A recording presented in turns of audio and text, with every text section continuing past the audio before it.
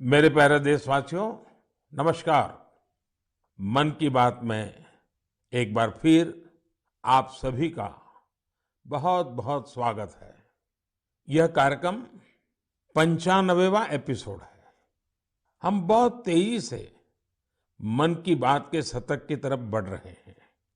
ये कार्यक्रम मेरे लिए 130 करोड़ देशवासियों से जुड़ने का एक और माध्यम है। हर एपिसोड से पहले गांव शहरों से आए ढेर सारे पत्रों को पढ़ना, बच्चों से लेकर बुजुर्गों के ऑडियो मैसेज को सुनना, ये मेरे लिए एक आध्यात्मिक अनुभव की तरह होता है। साथियों, आज के कार्यक्रम की शुरुआत मैं एक अनूठे उपहार की चर्चा के साथ करना चाहता हूं। तेलंगाना के राजन्ना सिरसिल्ला जिले में एक बुनकर भाई हैं, एलदी हरिप्रसाद गारू। उन्होंने मुझे अपने हाथों से G20 का यह लोगो बुन करके भेजा है। ये शानदार उपहार देखकर तो मैं हैरान ही रह गया। हरिप्रसाद जी को अपनी कला में इतनी महारत हासिल है कि वो सबका ध्यान आकर्षित कर लेते हैं। हरिप्रसाद जी ने हाथ से बुने G20 के इस लोगो के साथ ही मुझे एक चिट्ठी भी भेजी है। इसमें उन्होंने लिखा है कि अगले साल G20 शिखर सम्मेलन की मेजबानी करना भारत के लिए बड़े ही गौरव की बात है। देश की इसी उपलब्धि की खुशी में उन्होंने G20 का यह लोगो अपने हाथों से तैयार किया है।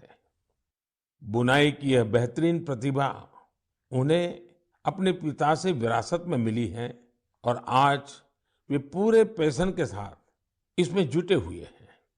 साथियों, कुछ दिन पहले ही मुझे G20 लोगो और भारत की प्रेसिडेंसी की वेबसाइट को लॉन्च करने का सौभाग्य मिला था। इस लोगो का चुनाव एक पब्लिक कॉन्टेस्ट के जरिए हुआ था। जब मुझे हरिप्रसाद गारू द्वारा भेजा गया उपहार मिला तो मेरे मन में एक और विचार उठा। तेलंगाना के किसी जिले में बैठा व्यक्ति भी G20 जैसी समिट से खुद को कितना कनेक्ट महसूस कर सकता है, ये देखकर मुझे बहुत अच्छा लगा। आज हरिप्रसाद गारू जैसे अनेकों लोगों ने मुझे चिट्ठी भेजकर ये लिखा है कि देश को इतने बड़े समिट की मेजबानी मिलने से उनका सीना चौड़ा हो गया है। मैं आपसे पुणे के रहने वाले सुब्बा राव चिल्लारा जी और कोलकाता के तुषार जगमोहन, उनके संदेश का भी जिक्र करूंगा। इन्होंने G20 को लेकर भारत के प्रोएक्टिव एफर्ट्स की बहुत सराहना की है। साथियों, G20 की वर्ल्ड पॉपुलेशन में 2/3, वर्ल्ड ट्रेड में 3/4 और वर्ल्ड जीडीपी में 85% भागीदारी है। आप कल्पना कर सकते हैं, भारत अब से 3 दिन बाद यानी 1 दिसंबर से इतने बड़े समूह की, इतने सामर्थ्यवान समूह की अध्यक्षता करने जा रहा है। भारत के लिए, हर भारतवासी के लिए ये कितना बड़ा अवसर आया है। ये इसलिए भी और विशेष हो जाता है क्योंकि ये जिम्मेदारी भारत को आजादी के अमृतकाल में मिली है। साथियों, G20 की अध्यक्षता हमारे लिए एक बड़ी अपॉर्चुनिटी बनकर आई है। हमें इस मौके का पूरा उपयोग करते हुए ग्लोबल गुड, विश्व कल्याण पर फोकस करना है। चाहे पीस हो या यूनिटी, पर्यावरण को लेकर संवेदनशीलता की बात हो या फिर सस्टेनेबल डेवलपमेंट की, भारत के पास इनसे जुड़ी चुनौतियों का समाधान है। हमने one earth, one family, one future की जो थीम दी है, उससे वसुधैव कुटुंबकम के लिए हमारी प्रतिबद्धता जाहिर होती है। हम हमेशा कहते हैं, ओम सर्वेषां स्वस्तिर्भवतु, सर्वेषां शांतिर्भवतु, सर्वेषां पूर्णं भवतु, सर्वेषां मंगलम भवतु। ओम शांति शांति शांति। अर्थात सबका कल्याण हो, सबको शांति मिले, सबको पूर्णता मिले और सबका मंगल हो। आने वाले दिनों में देश के अलग अलग हिस्सों में G20 से जुड़े अनेक कार्यक्रम आयोजित किए जाएंगे। इस दौरान दुनिया के अलग अलग हिस्सों से लोगों को आपके राज्यों में आने का मौका मिलेगा। मुझे भरोसा है कि आप अपने यहाँ की संस्कृति के विविध और विशिष्ट रंगों को दुनिया के सामने लाएंगे। और आपको ये भी याद रखना है कि G20 में आने वाले लोग भले ही अभी एक डेलीगेट के रूप में आए, लेकिन भविष्य के टूरिस्ट भी हैं। मेरा आप सभी से एक और आग्रह है, विशेष तौर से मेरे युवा साथियों से, हरिप्रसाद गारू की तरह ही आप भी किसी न किसी रूप में G20 से जरूर जुड़े। कपड़े पर G20 का भारतीय लोगो बहुत कूल तरीके से, स्टाइलिश तरीके से बनाया जा सकता है, छापा जा सकता है। मैं स्कूलों, कॉलेजों, यूनिवर्सिटी से भी आग्रह करूंगा कि वो अपने यहाँ G20 से जुड़ी चर्चा, परिचर्चा, कंपटीशन कराने के अवसर बनाएं। आप G20.in वेबसाइट पर जाएंगे तो आपको अपनी रुचि के अनुसार वहां बहुत सारी चीजें मिल जाएगी।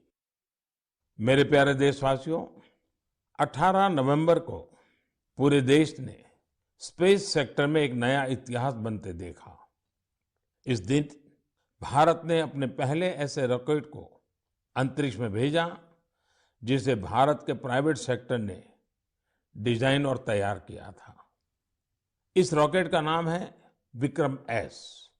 श्रीहरिकोटा से स्वदेशी स्पेस स्टार्टअप के इस पहले रॉकेट ने जैसे ही ऐतिहासिक उड़ान भरी, हर भारतीय का सिर गर्व से ऊंचा हो गया। साथियों, विक्रम-S रॉकेट कई सारी खूबियों से लेस है। दूसरे रॉकेट्स की तुलना में यह हल्का भी है और सस्ता भी है। इसकी डेवलपमेंट कॉस्ट अंतरिक्ष अभियान से जुड़े दूसरे देशों की लागत से भी काफी कम है। कम कीमत में विश्व स्तरीय स्टैंडर्ड स्पेस टेक्नोलॉजी में अब तो ये भारत की पहचान बन चुकी है। इस रॉकेट को बनाने में एक और आधुनिक टेक्नोलॉजी का इस्तेमाल हुआ है। आप ये जानकर हैरान रह जाएंगे कि इस रॉकेट के कुछ जरूरी हिस्से 3D प्रिंटिंग के जरिए बनाए गए हैं।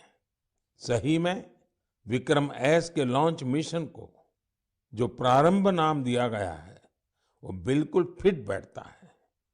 ये भारत में प्राइवेट स्पेस सेक्टर के लिए एक नए युग के उदय का प्रतीक है। ये देश में आत्मविश्वास से भरे एक नए युग का आरंभ है। आप कल्पना कर सकते हैं कि जो बच्चे कभी हाथ से कागज का हवाई जहाज बनाकर उड़ाया करते थे, उन्हें अब भारत में ही हवाई जहाज बनाने का मौका मिल रहा है। आप कल्पना कर सकते हैं कि जो बच्चे कभी चांद तारों को देखकर आसमान में आकृतियां बनाया करते थे, उन्हें अब भारत में ही रॉकेट बनाने का मौका मिल रहा है। स्पेस को प्राइवेट सेक्टर के लिए खोले जाने के बाद युवाओं के ये सपने भी साकार हो रहे हैं। रॉकेट बना रहे ये युवा मानो कह रहे हैं, sky is not the limit. साथियों, भारत स्पेस के सेक्टर में अपनी सफलता अपने पड़ोसी देशों से भी साझा कर रहा है। कल ही भारत ने एक सैटेलाइट लॉन्च की जिसे भारत और भूटान ने मिलकर डेवलप किया है। ये सैटेलाइट बहुत ही अच्छे रिजोल्यूशन की तस्वीरें भेजेगी, जिसे भूटान को अपने प्राकृतिक संसाधनों के प्रबंधन में मदद मिलेगी। इस सैटेलाइट की लॉन्चिंग भारत भूटान के मजबूत संबंधों का प्रतिबिंब है। साथियों, आपने गौर किया होगा, पिछले कुछ मन की बात में हमने स्पेस, टेक, इनोवेशन पर खूब बात की है। इसकी दो खास वजह हैं। एक तो यह कि हमारे युवा इस क्षेत्र में बहुत ही शानदार काम कर रहे हैं। They are thinking big and achieving big. अब वे छोटी छोटी उपलब्धियों से संतुष्ट होने वाले नहीं हैं। दूसरी यह कि इनोवेशन और वैल्यू क्रिएशन, इस रोमांचक सफर में वे अपने बाकी युवा साथियों और स्टार्टअप्स को भी एनकरेज कर रहे हैं। साथियों, जब हम टेक्नोलॉजी से जुड़े इनोवेशंस की बात कर रहे हैं तो ड्रोन्स को कैसे भूल सकते हैं। ड्रोन के क्षेत्र में भी भारत तेजी से आगे बढ़ रहा है। कुछ दिनों पहले हमने देखा कि कैसे हिमाचल प्रदेश के किन्नौर में ड्रोन्स के जरिए सेब ट्रांसपोर्ट किए गए।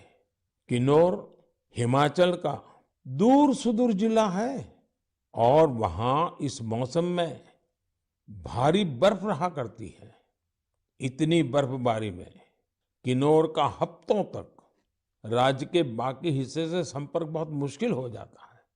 ऐसे में वहां से सेब का ट्रांसपोर्टेशन भी उतना ही कठिन होता है। अब ड्रोन टेक्नोलॉजी से हिमाचल के स्वादिष्ट किन्नौरी सेब लोगों तक और जल्दी पहुंचने लगेंगे। इससे हमारे किसान भाई बहनों का खर्च कम होगा, सेब समय पर मंडी पहुंच पाएगा, सेब की बर्बादी कम होगी। साथियों, आज हमारे देशवासी अपने इनोवेशन से उन चीजों को भी संभव बना रहे हैं जिसकी पहले कल्पना तक नहीं की जा सकती थी। इसे देखकर किसे खुशी नहीं होगी। हाल के वर्षों में हमारे देश ने उपलब्धियों का एक लंबा सफर तय किया है। मुझे पूरा विश्वास है कि हम भारतीय और विशेषकर हमारी युवा पीढ़ी अब रुकने वाली नहीं है। प्रिय देशवासियों, मैं आप लोगों के लिए एक छोटी सी क्लिप प्ले करने जा रहा हूं। वैष्णव जन तो तेने कहिए जे पीर पराई जान रे।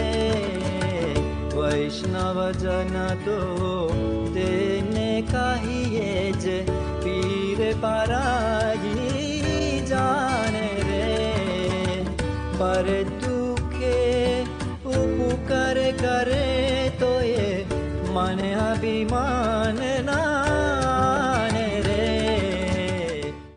आप सभी ने इस गीत को कभी न कभी जरूर सुना होगा। आखिर यह बापू का पसंदीदा गीत जो है।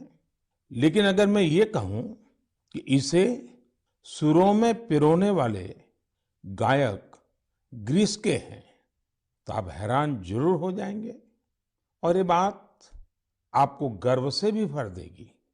इस गीत को गाने वाले ग्रीस के गायक हैं कोनस्तांतिनोस कलाइजिस। उन्होंने इसे गांधी जी के 150वें जन्म जयंती समारोह के दौरान गाया था। लेकिन आज मैं उनकी चर्चा किसी और वजह से कर रहा हूं। उनके मन में इंडिया और इंडियन म्यूजिक को लेकर गजब का पैशन है। भारत से उन्हें इतना लगाव है, पिछले 42 वर्षों में वे लगभग हर वर्ष भारत आए हैं। उन्होंने भारतीय संगीत के ओरिजिन, अलग अलग इंडियन म्यूजिकल सिस्टम्स, विविध प्रकार के राग, ताल और रास के साथ ही विभिन्न घरानों के बारे में भी स्टडी की है। उन्होंने भारतीय संगीत की कई महान विभूतियों के योगदान का अध्ययन किया है। भारत के क्लासिकल डांसेस के अलग अलग पहलुओं को भी उन्होंने करीब से समझा है। भारत से जुड़े अपने इन तमाम अनुभवों को अब उन्होंने एक पुस्तक में बहुत ही खूबसूरती से पिरोया है। इंडियन म्यूजिक नाम की उनकी बुक में लगभग 760 तस्वीरें हैं। इनमें से अधिकांश तस्वीरें उन्होंने खुद ही खींची है। दूसरे देशों में भारतीय संस्कृति को लेकर ऐसा उत्साह और आकर्षण वाकई आनंद से भर देने वाला है। साथियों, कुछ सप्ताह पहले एक और खबर आई थी जो हमें गर्व से भरने वाली है। आपको जानकर अच्छा लगेगा कि बीते 8 वर्षों में भारत से म्यूजिकल इंस्ट्रूमेंट्स का एक्सपोर्ट 3.5 गुना बढ़ गया है। इलेक्ट्रिकल म्यूजिकल इंस्ट्रूमेंट्स की बात करें तो इनका एक्सपोर्ट 60 गुना बढ़ा है। इससे पता चलता है कि भारतीय संस्कृति और संगीत का क्रेज दुनिया भर में बढ़ रहा है। इंडियन म्यूजिकल इंस्ट्रूमेंट्स के सबसे बड़े खरीदार यूएसए, जर्मनी, फ्रांस, जापान और यूके जैसे विकसित देश हैं। हम सभी के लिए सौभाग्य की बात है कि हमारे देश में म्यूजिक, डांस और आर्ट की इतनी समृद्ध विरासत है।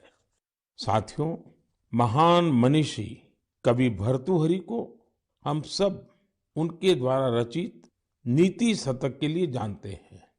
एक श्लोक में वे कहते हैं कि कला, संगीत और साहित्य से हमारा लगाव ही मानवता की असली पहचान है।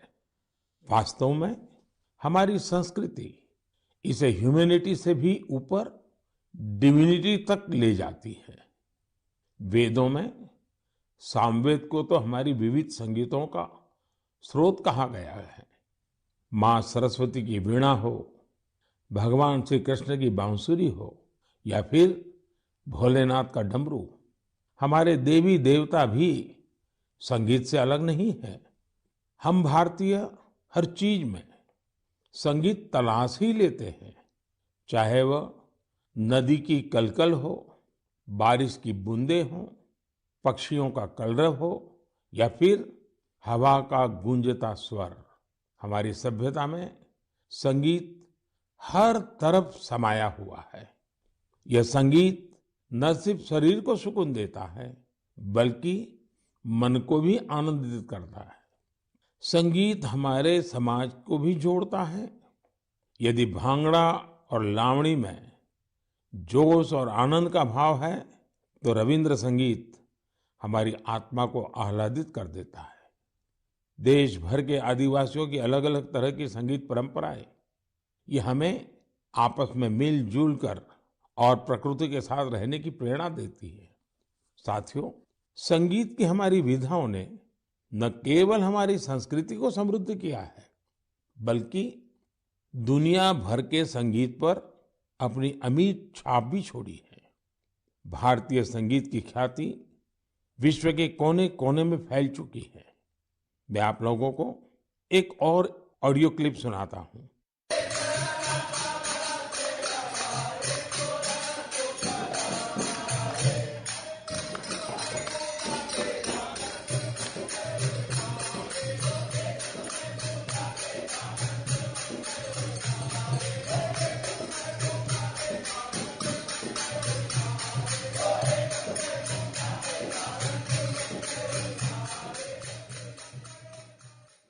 आप सोच रहे होंगे कि घर के पास में किसी मंदिर में भजन कीर्तन चल रहा है, लेकिन ये आवाज भी आप तक भारत से हजारों मील दूर बसे साउथ अमेरिकन देश गयाना से आई है। 19वीं और 20वीं सदी में बड़ी संख्या में हमारे यहाँ से लोग गयाना गए थे। वे यहाँ से भारत की कई परंपराएं भी अपने साथ ले गए थे। उदाहरण के तौर पर जैसे हम भारत में होली मनाते हैं, गयाना में भी होली का रंग सिर चढ़कर बोलता है। जहाँ होली के रंग होते हैं वहाँ फगवा यानी फगुआ का संगीत भी होता है।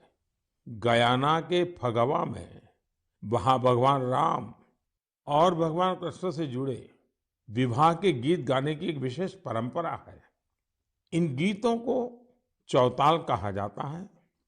इन्हें उसी प्रकार की धुन और हाई पिच पर गाया जाता है जैसा हमारे यहाँ होता है। इतना ही नहीं, गयाना में चौताल कंपटीशन भी होता है। इसी तरह बहुत सारे भारतीय, विशेष रूप से पूर्वी उत्तर प्रदेश और बिहार के लोग फिजी भी गए थे। वे पारंपरिक भजन कीर्तन गाते थे जिसमें मुख्य रूप से रामचरितमानस के दोहे होते थे। उन्होंने फिजी में भी भजन कीर्तन से जुड़ी कई मंडलियां बना डाली।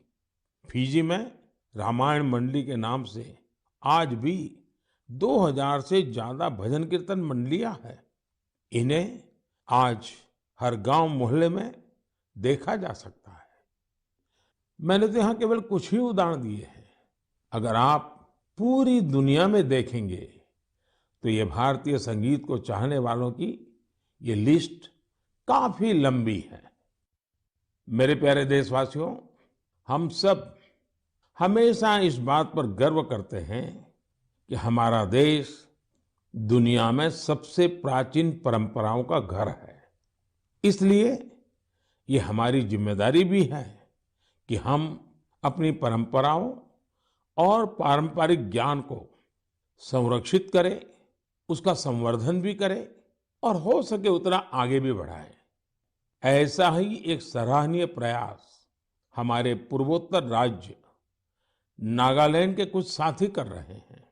मुझे ये प्रयास काफी अच्छा लगा, तो मैंने सोचा इसे मन की बात के श्रोताओं के साथ भी शेयर करूं। साथियों, नागालैंड में नागा समाज की जीवन शैली, उनकी कला, संस्कृति और संगीत, ये हर किसी को आकर्षित करती है। ये हमारे देश की गौरवशाली विरासत का अहम हिस्सा है। नागालैंड के लोगों का जीवन और उनके स्किल्स सस्टेनेबल लाइफस्टाइल के लिए भी बहुत महत्वपूर्ण है। इन परंपराओं और स्किल्स को बचाकर अगली पीढ़ी तक पहुंचाने के लिए वहां के लोगों ने एक संस्था बनाई है जिसका नाम है लीडी क्रोयू। नागा संस्कृति के जो खूबसूरत आयाम धीरे धीरे खोने लगे थे, लीडी क्रोयू संस्था ने उन्हें फिर से पुनर्जीवित करने का काम किया है। उदाहरण के तौर पर नागा लोक संगीत अपने आप में एक बहुत समृद्ध विधा है। इस संस्था ने नागा संगीत की एल्बम लॉन्च करने का काम शुरू किया है। अब तक ऐसी 3 एल्बम्स लॉन्च की जा चुकी है। ये लोग लोक संगीत, लोक नृत्य से जुड़ी वर्कशॉप भी आयोजित करते हैं। युवाओं को इन सब चीजों के लिए ट्रेनिंग भी दी जाती है। यही नहीं, नागालैंड की पारंपरिक शैली में कपड़े बनाने, सिलाई, बुनाई जैसे जो काम, उनकी भी ट्रेनिंग युवाओं को दी जाती है। पूर्वोत्तर में बैम्बू से भी कितने ही तरह के प्रोडक्ट्स बनाए जाते हैं। नई पीढ़ी के युवाओं को बैम्बू प्रोडक्ट्स बनाने का भी सिखाया जाता है। इससे इन युवाओं का अपनी संस्कृति से जुड़ाव तो होता ही है, साथ ही उनके लिए रोजगार के नए नए अवसर भी पैदा होते हैं।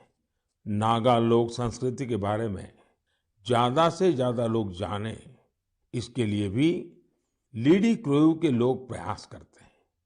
साथियों, आपके क्षेत्र में भी ऐसी सांस्कृतिक विधाएं और परंपराएं होगी। आप भी अपने अपने क्षेत्र में इस तरह के प्रयास कर सकते हैं। अगर आपकी जानकारी में कहीं ऐसा कोई अनूठा प्रयास हो रहा है तो आप उसकी जानकारी मेरे साथ भी जरूर साझा करिए। मेरे प्यारे देशवासियों, हमारे यहाँ कहा गया है, विद्या धनम सर्वधनम प्रधानम, अर्थात कोई अगर विद्या का दान कर रहा है तो वो समाज हित में सबसे बड़ा काम कर रहा है। शिक्षा के क्षेत्र में जलाया गया एक छोटा सा दीपक भी पूरे समाज को रोशन कर सकता है।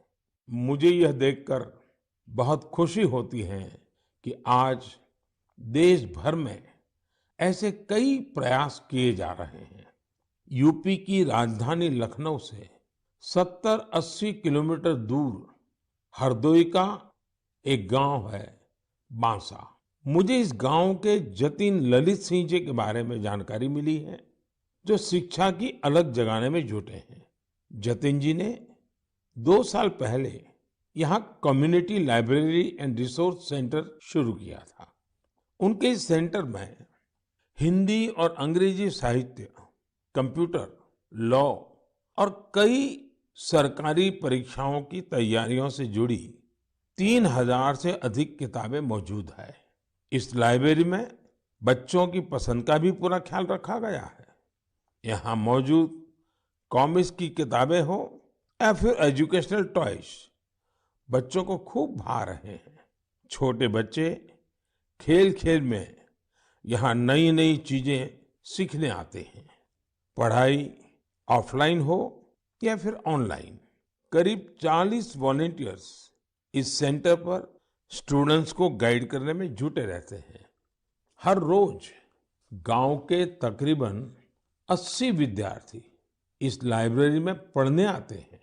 साथियों, झारखंड के संजय कश्यप जी भी गरीब बच्चों के सपनों को नई उड़ानें दे रहे हैं। अपने विद्यार्थी जीवन में संजय जी को अच्छी पुस्तकों की कमी का सामना करना पड़ा था। ऐसे में उन्होंने ठान लिया कि किताबों की कमी से वे अपने क्षेत्र के बच्चों का भविष्य अंधकारमय नहीं होने देंगे। अपने इस मिशन की वजह से आज वो झारखंड के कई जिलों में बच्चों के लिए लाइब्रेरी मैन बन गए हैं।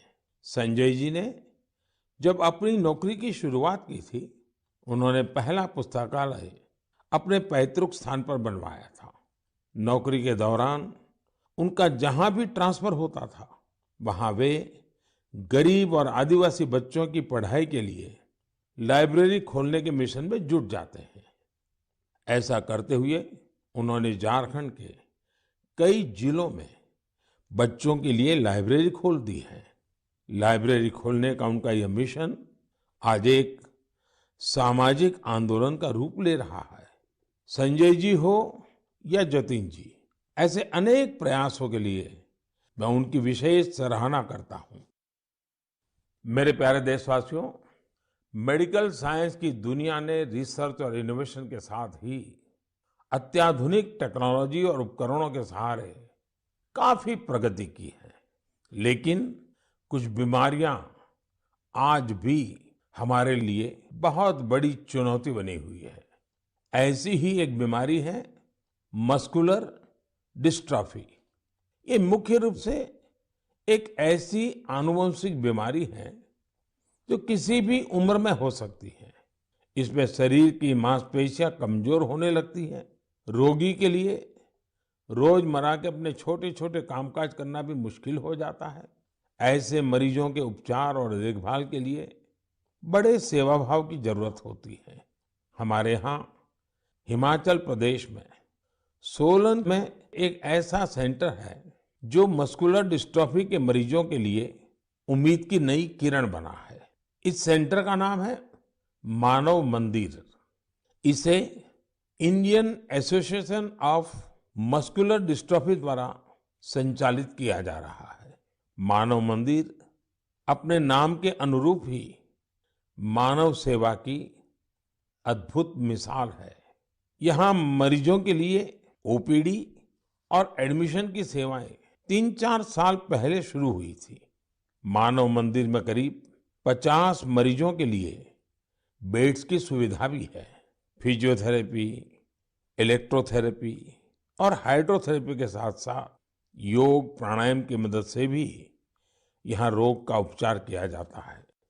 साथियों, हर तरह की हाईटेक सुविधाओं के जरिए इस केंद्र में रोगियों के जीवन में सकारात्मक बदलाव लाने का भी प्रयास होता है। मस्कुलर डिस्ट्रॉफी से जुड़ी एक चुनौती इसके बारे में जागरूकता का अभाव भी है। इसलिए यह केंद्र हिमाचल प्रदेश ही नहीं, देश भर में मरीजों के लिए जागरूकता शिविर भी आयोजित करता है। सबसे ज्यादा हौसला देने वाली बात यह है कि इस संस्था का प्रबंधन मुख्य रूप से इस बीमारी से पीड़ित लोग ही कर रहे हैं। जैसे सामाजिक कार्यकर्ता Urmila Baldi ji, Indian association of muscular dystrophy की अध्यक्ष बहन संजना गोयल जी, और इस एसोसिएशन के गठन में अहम भूमिका निभाने वाले श्रीमान विपुल गोयल जी इस संस्थान के लिए बहुत अहम भूमिका निभा रहे हैं। मानव मंदिर को हॉस्पिटल और रिसर्च सेंटर के तौर पर विकसित करने की कोशिशें भी जारी हैं। इससे यहाँ मरीजों को और बेहतर इलाज मिल सकेगा। मैं इस दिशा में प्रयासरत सभी लोगों की हृदय से सराहना करता हूं। साथ ही मस्कुलर डिस्ट्रॉफी का सामना कर रहे सभी लोगों की बेहतरी की कामना करता हूं। मेरे प्यारे देशवासियों, आज मन की बात में हमने देशवासियों के जिन रचनात्मक और सामाजिक कार्यों की चर्चा की, वो देश की ऊर्जा और उत्साह के उदाहरण है। आज हर देशवासी किसी न किसी क्षेत्र में, हर स्तर पर देश के लिए कुछ अलग से काम करने का प्रयास कर रहा है। आज की चर्चा में ही हमने देखा, G20 जैसे अंतर्राष्ट्रीय प्रयोजन में हमारे एक बुनकर साथी ने अपनी जिम्मेदारी समझी, उसे निभाने के लिए आगे आए। इसी तरह कोई पर्यावरण के लिए प्रयास कर रहा है, कोई पानी के लिए काम कर रहा है। कितने ही लोग शिक्षा, चिकित्सा और साइंस टेक्नोलॉजी से लेकर संस्कृति, परंपराओं तक असाधारण काम कर रहे हैं। ऐसा इसलिए क्योंकि आज हमारा हर नागरिक अपने कर्तव्य को समझ रहा है। जब ऐसी कर्तव्य भावना किसी राष्ट्र के नागरिकों में आ जाती है, तो उसका स्वर्णिम भविष्य अपने आप तय हो जाता है। और देश के ही स्वर्णिम भविष्य में हम सबका भी स्वर्णिम भविष्य है। मैं एक बार फिर देशवासियों को उनके प्रयासों के लिए नमन करता हूं। अगले महीने हम फिर मिलेंगे और ऐसे ही कई और उत्साहवर्धक विषयों पर जरूर बात करेंगे। अपने सुझाव और विचार जरूर भेजते रहिएगा। आप सभी का बहुत बहुत धन्यवाद।